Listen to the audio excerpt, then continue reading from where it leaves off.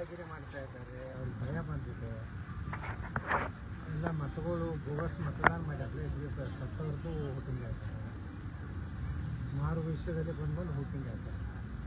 ಕೈಗೆ ಹಚ್ಚಿದಂಥದ್ದು ಯಾವುದೋ ಕೆಮಿಕಲ್ ಹಚ್ಚಿ ಅದಕ್ಕೊಂದು ವೋಟಿಂಗ್ ಆಗ್ತಾರೆ. ಈಗ ಇದು SIR ಆಗೋದ್ರಿಂದ ಯಾರು ಸತ್ತವ್ರದ್ದೆಲ್ಲ ವೋಟುಗಳು ಡಿಲೀಟ್ ಆಗ್ತವೆ. ಮತ್ತು ನಕಲಿ ವೋಟು ಹೊರಗಿನವ್ರದ್ದು ಏನು ಮಾಡ್ಯಾರ ಅವೆಲ್ಲ ಡಿಲೀಟ್ ಆಗ್ತವೆ. ಅದಕ್ಕೆ SIR ಇದರಲ್ಲಿ ಯಾರು ಹಸ್ತಕ್ಷೇಪ ಮಾಡಬಾರ್ದು.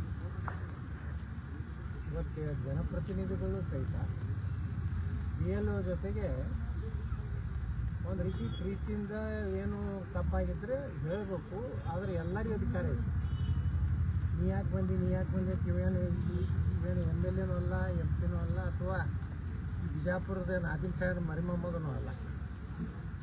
ಆದಿಲ್ ಸಾಹೇಬನೂ ಹೋಗ್ಯಾನ ಆ ಕಡೆ ಹೋಗ್ಕೊಟ್ಟ. ಇವರೆಲ್ಲ ಗುಂಡಾಗಿರಿ ಮಾಡೋದು, ಒಂಚೂರು ಹಿಂದೂಗಳ ಏರಿಯಾದಾಗ ಬಂದು ಮತದಾನ ಅವರು ಸರಿಯಾಗಿ SIR ಆಗಲಾರ್ದು ನೋಡ್ತೀವಿ. ಇದು ಉದ್ದೇಶ ಏನಂದರೆ ಮುಂದಿನ ವಿಧಾನಸಭೆಯಲ್ಲಿ ಹಿಂದೂ ಅಭ್ಯರ್ಥಿ ಆಚೆ ಬರಬಾರ್ದು. ಮತ್ತು ಹೆಂಗೆ ಪಶ್ಚಿಮ ಬಂಗಾಳದಲ್ಲಿ ದಬ್ಬಾಳಿಕೆ ದೌರ್ಜನ್ಯ ಈಗ ಅವ್ರು ದಬ್ಬಾಳಿಕೆ ನೋಡಿಬಿಟ್ರೆ ಮುಂದೆ ಅವರು MLA ಆಗಿದ್ರ ಗತಿ ಏನು ಅನ್ನೋದು ಈಗ ಜನರಿಗೆ ಗೊತ್ತಾಗಲಾಗತ್ತೆ. ಅದಕ್ಕೆ ನಾ ಎಲ್ಲ ಹಿಂದೂಗಳಿಗೆ ವಿನಂತಿ ಮಾಡ್ಕೋತಾನಂದರೆ ಯಾರಿಗೂ ಹೆದರಬೇಡ್ರಿ. ನಾಳೆಯಿಂದ ನಾನು ಅಡ್ಡಾಡ್ತೀನಿ ಆ ಜಿಲ್ಲೆ DC ಅವರಿಗೆ ಮತ್ತು ನಮ್ಮ ಚುನಾವಣೆ ಅಧಿಕಾರಿ ಅಂತ ಕಾರ್ಪೊರೇಷನ್ ಕಮಿಷನ್ ಪತ್ರ ಬರೀಲಕತ್ತೀನಿ. ಇವತ್ತು ಯಾವನೊಬ್ಬ ಎಕ್ಸ್ ಮೆಂಬರು ಒಂದು ಮಸೂತಿ ಒಳಗೆ ಮೀಟಿಂಗ್ ಮಾಡ್ತಾನೆ. BLO ಯಾರು ಅಧಿಕಾರ ಕೊಟ್ಟರು ಅವನಿಗೆ? ಅವ ಯಾವ ಅದನ್ನು ಕಂಡಕ್ಟ್ ಮಾಡೋದು ಯಾವ ಅಧಿಕಾರಿ? ಅವನು ಸಸ್ಪೆಂಡ್ ಮಾಡ್ಬೇಕಂತ ಹೇಳಿದ್ದೀನಿ. ಇವತ್ತು ನಾಳೆ ನಾನು ಜಿಲ್ಲಾಧಿಕಾರಿಗಳು ಪತ್ರ ಬರೀಲಕತ್ತೀನಿ. ಈ ರೀತಿ BLOಗಳು ಮೀಟಿಂಗ್ ಕರೀಲಕ್ಕೆ ನನಗೂ ನಾ ಆ್ಯಸ್ ಎ MLA ಕರೀಲಕ್ಕೆ ನನಗೆ ಅವಕಾಶ ಕೊಡಬೇಕು. ಕಾನೂನಿನ ಚೌಕಟ್ಟು ಇದ್ದರೆ ಇರಲಿಲ್ಲ ಅಂದರೆ ಅವನ ಮ್ಯಾಗ ಆ್ಯಕ್ಷನ್ ಆಗುತ್ತೆ. ನಮ್ಮ ಆಫೀಸರ್ ಯಾಕೆ ಹೋಗೋದು ನಾವು BLO ಮಾಡಬೇಕು, ಅವನ ಮ್ಯಾಗೂ ಕೇಸ್, ಕ್ರಿಮಿನಲ್ ಕೇಸ್ ಆಗಬೇಕು ಹೊರತಿ ಮೇಲೆ. ಬಟ್ ಹೊರತಿಗೆ ಪ್ರಚೋದನೆ ಮಾಡೋದಂಥ ಏನು ವ್ಯಕ್ತಿ ಅದಾನಲ್ಲ ಅವನ ಮ್ಯಾಗೂ ಕೇಸ್ ಆಗಬೇಕು. ಈಗ ನಕಲಿ ಓಟು ಮಾಡ್ಯಾರ ಬಸವನಗೌಡರು ಅಂತ ಹೊಯ್ಕೋತಾರಲ್ಲ, 30,000 ಓಟ್ ಚಿಂಚೋಳಿನ ನೀವು ತರ್ಲಿಕ್ಕೆ ಆಗ್ತೈತೇನ್ರಿ? ಅಂತ 3 ನನ್ನ ಮಕ್ಕಳಾದವರು 30,000 ಮಂದಿನ ಚುನಾವಣೆ ವೋಟಿಂಗ್ ಟೈಮಾಗ ತರುವಂಥದ್ದು ಸಾಧ್ಯ ಐತೆ. 30,000 ಗೇಟ್ ವಾಹನಗಳು ಬೇಕಾಗ್ತದೆ. ಒಂದು ಕಾರ್ಯಕ್ರಮಕ್ಕೆ ಜನರನ್ನು ತರೋದಾಗೋದಿಲ್ಲ 30,000 ಜನರನ್ನ. ಅಲ್ಲಿನೂ ನೋಡ್ರಿ ಸೇಮ್ ಹೆಸರಿನವ್ರು ಇರ್ತಾರೆ. ಅಲ್ಲಿ ಬಸವನಗೌಡ ರಾಮನಗೌಡ ಪಾಡ್ಲೆ ತಿರ್ಬಾರ್ದನ್ನು, ಅಲ್ಲಿನೂ ಶಿವಪ್ಪ ಕಲ್ಲಪ್ಪ ಕತ್ತನಹಳ್ಳಿ ತಿರ್ಬಾರ್ದನ್ನು, ಇಲ್ಲಿ ಬಿಜಾಪುರನಾಗೆ ಕತ್ತನಹಳ್ಳಿ ಇರ್ಬೇಕನ್ನು. ಹಂಗೆಲ್ಲ ಸೇಮ್ ನಾವು 12,000 ಅಂತ ವೋಟರ್ಸ್ಗಳು ಸೇಮ್ ಹೆಸರಿದ್ದವ್ರು ನಾವು ತೆಗೆದು ತೋರಿಸಿದ್ವಿ. ಚಿಂಚೋಳಿ ಒಳಗಿದ್ದವ್ರ ಹೆಸರುಗಳು ಆ ಫೋಟೋ ಬೇರೆ ಅದಾವ, ಊರು ಬೇರೆ ಐತಿ. ಸುಮ್ಮನೆ ನೋಡ್ರಿ ಈಗ ಸುಪ್ರೀಂ ಕೋರ್ಟ್ ತನಕ ಹೋದ. ಸುಪ್ರೀಂ ಕೋರ್ಟ್ನಾಗ ಚೀಮಾರಿ ಹಾಕ್ಸ್ಕೊಂಡು 1 ಲಕ್ಷ ರೂಪಾಯಿ ದಂಡ ಇದ್ದಿದ್ದು 2 ಲಕ್ಷ ರೂಪಾಯಿ ದಂಡ ಕೊಟ್ಟು ತಂದ. ಹೈಕೋರ್ಟ್ನಾಗ ನನ್ನಂತೆ ಆಯಿತು, ಕಿತ್ತೋಗಿದ್ದು ದಂಡ ಹಾಕಿದ್ರು, ಫೇಕ್ ಅಲಿಗೇಷನ್ ಮಾಡಿ ಅಂತೇಳಿ ಸುಪ್ರೀಂ ಕೋರ್ಟಿಗೆ ಹೋದ. ಕಪಿಲ್ ಸಿಬಲ್ ಕೊಟ್ಟ, ಆದರೂ ಸುಪ್ರೀಂ ಕೋರ್ಟ್ ತಿರಸ್ಕಾರ ಮಾಡ್ತು. ಮತ್ತು ಅಲ್ಲಿ ಇಂಟರ್ನಲ್ ಏನೋ ಚೀಫ್ ಜಸ್ಟಿಸ್ ಒಂದು ಚೇಂಬರ್ನಾಗ ಒಂದು ಕೋರ್ಟ್ ನಡೀತೈತೆ. ಮತ್ತು ಕಪಿಲ್ ಸಿಬಲ್ ತೊಗೊಂಡು ಆ ಒಂದೇನು ಜಮೀರ್ ಅಹ್ಮದ್ ಖಾನ್ ಸಹಕಾರದಿಂದ ಅಲ್ಲಿ ಸುಪ್ರೀಂ ಕೋರ್ಟ್ನಾಗ 2 ಸಲ ಚೀಮಾರಿ ಹಾಕ್ಸ್ಕೊಂಡು ಬಂದರು ಸಹಿತ ಇನ್ನೂ ನಕಲಿ ಓಟ್ ಅಂದ್ರೆ ಹತಾಶೆ ಆಗಿಬಿಟ್ಟಾಳ ಕೆಲವು ಮಂದಿ ಬಿಜಾಪುರನಾಗ. ಇವತ್ತು ಬಿಜಾಪುರ ನಗರ ಇಷ್ಟು ಸುಂದರ ಆಗೈತಿ, ಇಷ್ಟು ಶಾಂತಿ ಐತಿ, ಗುಂಡಾಗಿರಿ ನಡೆಯಲಾಗೈತೆ ಅನ್ನುವಂಥ ಏನೋ ಒಂದು ವಾತಾವರಣ ತಯಾರಾಗೈತಲ್ಲ ಕಳೆದ 7-8 ವರ್ಷದಲ್ಲಿ. ಮೊದಲನೇ 8 ವರ್ಷದ ಬಿಜಾಪುರ ಬೇರೆ ಐತಿ, ಇವತ್ತಿನ ಬಿಜಾಪುರ ಬೇರೆ ಐತಿ. ಇಡೀ ದೇಶದಲ್ಲೇ 4ನೇ ಒಳ್ಳೆ ಗಾಳಿ ಇರುವಂಥ ನಗರ ಆಗೈತಿ.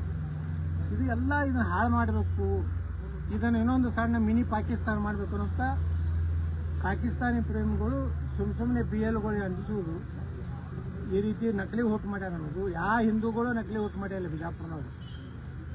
ನಕಲಿ ಓಟ್ ಮಾಡುವಂಥ ಸಂಸ್ಕೃತಿ ಹಿಂದೂ ಸಮಾಜದಲ್ಲಿ ಇಲ್ಲೇ ಇಲ್ಲ. ಅದೇನಿದ್ರು ಅದೇ ಅವ್ರು ಯಾರದಾರ ಅವರೇ ಮಾಡ್ತಾರೆ ಅಂತ ಹಲ್ಕಾಟ. ಅದಕ್ಕೆ ಸುಮ್ಮನೆ ಬಾಯಿಗೆ ಬಂದಂಗೆ ಮಾತಾಡಿದ್ರೆ ಆ ಶಬ್ದಗಳು ಮಾತಾಡಲಿಕ್ಕೆ ನೀವು ಮಾಧ್ಯಮದವ್ರಿಗೂ ನಿಮ್ಗೆ ಅಭಿನಂದನೆ ಸಲ್ಲಿಸ್ತೀನಿ. ಅಂತ ಥರ್ಡ್ ರೇಟ್ ನನ್ನ ಮಕ್ಕಳದು ಯಾವುದೂ ನೀವು ಹಾಕೋದಿಲ್ಲ, ಅದಕ್ಕೆ ನಿಮ್ಗೆ ಅಭಿನಂದನೆ. ಯೂಟ್ಯೂಬ್ದಾಗ ಅದಾರ ಬಿಡ್ರಲ್ಲ ಎಲ್ಲ ಸಾಬ್ರು ಯೂಟ್ಯೂಬ್ ಅದಾವ ಬಿಜಾಪುರ. ಅದ್ರಾಗ ಇಲ್ಲೊಂದು ಹುರ್ಬೀಜ್ ರಂಭಾಪುರದ ಒಂದು ಸೇರಿ ಐತಿ. ಈ ಯೂಟ್ಯೂಬದು ಹುರ್ಬೀಜ್ ಇದ್ದದು ಏನು ಹೇಳಿದ್ರು ಯಾರು ಕೇಳೋರು ಅದಾರ? ನಿಮ್ಮಂಥ ಮಾಧ್ಯಮಗಳಿಗೆ ಕೇಳ್ತಾರೆ. ರಾಷ್ಟ್ರೀಯ ಚಾನಲ್ಗಳದು, ರಾಜ್ಯ ಚಾನಲ್ಗಳದು, ಪ್ರತಿಷ್ಠಿತ ಚಾನಲ್ ಅವೇನು ಹುರುಬೀಜಗಳು ರೊಕ್ಕ ಕೊಟ್ಕೊಳ್ಳೇನು ಬಸವನಗೌಡ ಆಯ್ಸಾಕಿಯ ವಯಸ್ಸಾಕಿಯ ಇವಾಗ ಹುರುಬೀಜ ರಂಭಾಪುರದ ಒಂದು ಹುರುಬೀಜ ಐತಲ್ಲ ಅದು ಅಲ್ಲೇ ಸಾಬ್ರ ಮನೆಗೆ ದರ್ಗಾದಾಗೆ ಯಾವ ಕಾಸಿಂಪುರದಾಗೆ ಹೋಗಿ ಬಿರಿಯಾನಿ ತಿಳ್ಕೊತಿರ್ತಾನೆ ನನ್ನ ಮಗ. ಇಂಥ ಯೂಟ್ಯೂಬ್ಗಳಿಂದ ನನಗೇನೂ ಆಗೋದಿಲ್ಲ. ನಾನು ಆ ಶಬ್ದಗಳು ಅವ್ರ ಅಪ್ಪನಂಗೆ ಮಾತಾಡೋಕ್ಕೆ ನನ್ನ ಬಲ್ಲಿ ಭಾಳ ದೊಡ್ಡ ಶಬ್ದಕೋಶ. ಆದ್ರೆ ಆ ಸ್ಟೇಟಸ್ ಅಲ್ಲತ್ತೇಳಿ ಯಾವ ಪಂಚಾಯತಿ ಆರ್ಸಲ್ಲ ಆರ್ಸಿ ಬಂದಿದೆ ಅಲ್ಲ, ಇಲ್ಲಿ ಬಂದು ನಮ್ಮ ಹಿಂದೂ ಏರಿಯಾದಾಗ ಇನ್ನು ಏನಾರ ಗುಂಡಾಗಿರಿ ಮಾಡೋದು. ನೀ ಅದಕ್ಕೆ ಬರ್ತೀಯಪ್ಪ, ನೀ ಯಾರು? ಈ ನಮ್ಮ ಸಿಬ್ಬಂದಿಗಳನ್ನ ನಮ್ಮ ಜನರಿಗೆ ನೀ ಯಾರು ಬರ್ತೀವಿ ನಮ್ಮ ಓಣ್ಯಾಗ? ಹಿಂದೂಗಳ ಓಣ್ಯಾಗ ನಿಂದೇನು ಕೆಲಸ ಐತಿ? ನಿನ್ನ ಓಣ್ಯಾಗ ನಿನ್ನ ಮನೆದಟ್ಟೆ ಓಟ್ ಕೇಳ್ಬೇಕು ಹೊರತು ಇದೇನು ಚುನಾವಣೆ ಅಲ್ಲ. ಯಾರು ಬೇಕಾದ್ರೆ ಸಂಘ ಸಂಸ್ಥೆದವರು ಜನರನ್ನ ಇವತ್ತು ಅವರಿಗೆ ಏನು ಅವ್ರಿಗೆ ಮುಗ್ಧ ಜನ ಅದಾರ, SIRದಾಗ ಫಾರ್ಮ್ ಹೆಂಗೆ ತುಂಬೋದನ್ನು ಗುರ್ತಿಲ್ಲ, ಕೆಲವೊಂದು BL ಒಳಗೆ ಗುರ್ತಿಲ್ಲ ರೀ. ಅಂಗನವಾಡಿ ಕಾರ್ಯಕರ್ತರು ಅವಾಗೇನೂ ಬರೋದಿಲ್ಲ, ಅವ್ರಿಗೆ ಸಹಾಯ ಮಾಡ್ತಾರೆ. ಮಾಡ್ಬೋದತ್ತೈತಿ ಚುನಾವಣೆ ಆಯೋಗದ ಇದ್ರಾಗ.